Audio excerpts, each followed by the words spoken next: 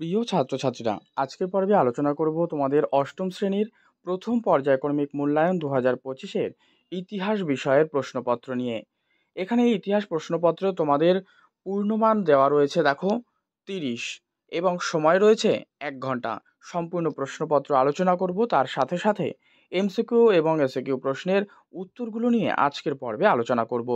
এবং তোমরা চাইলে এই সম্পূর্ণ সেটটির ফ্রি পিডিএফ তোমরা কিন্তু ডাউনলোড করে নিতে পারো টেলিগ্রাম থেকে, যার লিংক এই ভিডিওর ডেসক্রিপশন বক্সে দেওয়া রয়েছে। তার সাথে সাথে অবশ্যই তোমরা প্রত্যেকে কমেন্ট করে জানাবে এবং পর্ব ভালো লাগলে লাইক করে দিও, শেয়ার করে দিও, চ্যানেলে নতুন হলে সাবস্ক্রাইব করে রেখো। তোমাদের সমস্ত প্রশ্নের সমাধান দেওয়া হবে এবং তোমাদের প্রশ্নের উত্তরও দিয়ে দেওয়া হবে। তো এক দাগে যে নির্দেশগুলো দেওয়া রয়েছে দেখে নাও। প্রথম বলা রয়েছে সঠিক উত্তরটি বেছে নিয়ে লেখো। এখানে এক দাগে তোমরা 6টা প্রশ্নই কিন্তু পাবে। তো প্রশ্নগুলো কি কি? প্রথম প্রশ্ন, অপশাসনের অজুহাতে কোম্পানির দখলে আসে। দেখো 4টে অপশান রয়েছে: হায়দ্রাবাদ, অযোধ্যা, সাতারা আর মহীশূর রাজ্যের অবশিষ্ট অংশ। তোমরা উত্তর করো অযোধ্যা। ঠিক আছে, অযোধ্যা হয়ে যাবে কিন্তু সঠিক, যে অপশাসনের অজুহাতে কোম্পানির দখলে আসে অযোধ্যা রাজ্যের অবশিষ্ট অংশ। খ, সলবায়ের সন্ধি স্বাক্ষরিত হয় কবে? 1782 খ্রিস্টাব্দে সলবায়ের সন্ধি কিন্তু স্বাক্ষরিত হয়। গ, অধীনতামূলক মিত্রতা নীতি প্রবর্তন করেন লর্ড ওয়েলেসলি। পলাশির যুদ্ধ সংগঠিত হয়েছিল কবে? 1757 খ্রিস্টাব্দে পলাশির যুদ্ধ সংগঠিত হয়েছিল। প্রিয় বন্ধুরা, এখানে তোমাদেরকে আমি একটা HW দেবো। এই যে পলাশির যুদ্ধ সংগঠিত হয় 1757-তে, কিন্তু তার তারিখ কত? তোমরা এটা প্রত্যেকে কমেন্টে কিন্তু জানাবে এই তারিখটি কত ছিল। উমদাগ, বেসিনের সন্ধি স্বাক্ষরিত হয়েছিল কত খ্রিস্টাব্দে? বেসিনের সন্ধি স্বাক্ষরিত হয়, উত্তর করো 1802 খ্রিস্টাব্দে। 1717 খ্রিস্টাব্দে বাংলার নাজিম পদ দেওয়া হয় কাকে?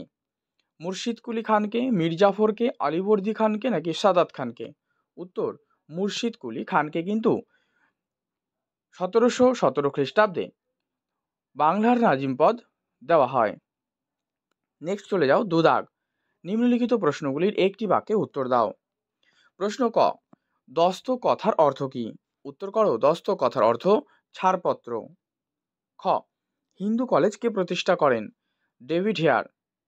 কার প্রতিবেদনের পরিপ্রেক্ষিতে কলকাতা বিশ্ববিদ্যালয় প্রতিষ্ঠিত হয়েছিল? উত্তর উডের প্রতিবেদনের পরিপ্রেক্ষিতে। নেক্সট, অন্ধকূপ হত্যার প্রচারক কে? হলওয়েল। কত খ্রিস্টাব্দে 76-এর মন্বন্তর হয়েছিল? 1770 খ্রিস্টাব্দে। জেনারেল অ্যাসেম্বলি ইনস্টিটিউশন কে প্রতিষ্ঠা করেন? উত্তর আলেকজান্ডার ডাফ। এবারে চলে যাও পরবর্তী 3 দাগ। 3 দাগের নির্দেশ তোমরা দেখে নাও। রয়েছে 2টি অথবা 3টি বাক্যে উত্তর দাও। ঠিক আছে, এখানে যে কোনো 2টো প্রশ্ন লিখতে হবে। 3টে প্রশ্ন দেওয়া রয়েছে, তো 2টো তার মধ্যে থেকে বেছে কিন্তু তোমাকে লিখতে হবে। যে 2টো সহজ বলে তোমার মনে হবে তুমি অবশ্যই সেই প্রশ্ন 2টোকেই কিন্তু লিখে আসবে। যেমন দেখো, এখানে আমি দেখিয়ে দিই প্রশ্নে কি রয়েছে, যে বেসিনের সন্ধি কবে কাদের মধ্যে স্বাক্ষরিত হয়? অবশ্যই তোমরা কিন্তু সালগুলো ঠিকঠাক ভালোভাবে মনে রেখে তারপর কিন্তু উত্তরগুলো লিখবে, না হলে কিন্তু সম্পূর্ণটাই ভুল হয়ে যেতে পারে। তো কি লিখবে, যে বেসিনের সন্ধি কবে কাদের মধ্যে স্বাক্ষরিত হয়? উত্তর 1802 খ্রিস্টাব্দে ব্রিটিশ ইস্ট ইন্ডিয়া কোম্পানি ও পেশোয়ার দ্বিতীয় বাজিরাওয়ের মধ্যে বেসিনের সন্ধি কিন্তু স্বাক্ষরিত হয়। খ, কর্নওয়ালিস কোড কাকে বলে?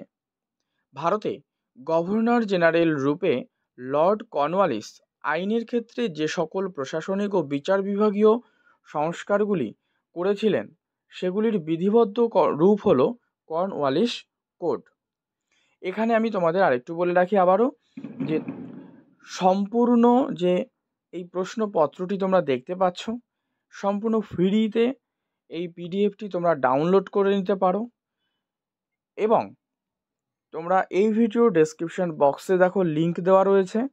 তোমরা কিন্তু প্রত্যেকে টেলিগ্রামে যুক্ত থাকতে পারো এবং সেখান থেকে যে সমস্ত প্রশ্নগুলো আলোচনা করব বা তোমরা যে প্রশ্নগুলো কমেন্টে তোমরা করছো তার উত্তরগুলো পিডিএফ আকারে যদি পেতে চাও অবশ্যই তোমরা টেলিগ্রামে যুক্ত থাকো, বারবার বলছি। সেখান থেকে ফ্রি পিডিএফ তোমরা কিন্তু ডাউনলোড করে নিতে পারবে এবং পর্বটি প্রথম থেকে শেষ পর্যন্ত দেখার জন্য তোমাদেরকে বলবো। এই পর্বের মধ্যে একটা পাসওয়ার্ড দেওয়া রয়েছে তোমাদের পিডিএফের, তো সেই পাসওয়ার্ড দিয়ে পিডিএফটি তোমরা কিন্তু ওপেন করতে পারবে। এবারে দেখো গদাগ, ফিরে এলাম আবার, যে গদাগে রয়েছে কে কবে এশিয়াটিক সোসাইটি প্রতিষ্ঠা করেছিলেন। কে? স্যার উইলিয়াম জোন্স 1784 খ্রিস্টাব্দে এশিয়াটিক সোসাইটি কিন্তু প্রতিষ্ঠা করেন। ঠিক আছে, এবারে 4 দাগ রয়েছে, দেখো নিম্নের যে কোনো দুটি প্রশ্নের উত্তর দাও। এগুলো কিন্তু 3 মার্কসের প্রশ্ন, তোমরা দেখেই নিশ্চয়ই বুঝে গেছো এতক্ষণে। প্রশ্ন কি দেয়া? অধীনতামূলক মিত্রতা নীতি, এটা টিকা লেখো, 3 মার্কসের দিয়েছে। 2 মানে খ নম্বরে কি রয়েছে, উডের প্রতিবেদন সম্পর্কে যা জানো লেখো, আর রেগুলেটিং অ্যাক্টে কি বলা হয়েছে। এই 3টে প্রশ্ন, যার মধ্যে থেকে তোমাকে লিখতে হবে কিন্তু মাত্র 2টি। ঠিক আছে, এবারে চলে যাও 5 দাগ। দেখো 5 দাগে কি বলছে, বলছে যে কোনো দুটি প্রশ্নের উত্তর দাও 8-10টি বাক্যে। তার মানে এটা হচ্ছে কিন্তু 5 মার্কসের কোয়েশ্চেন।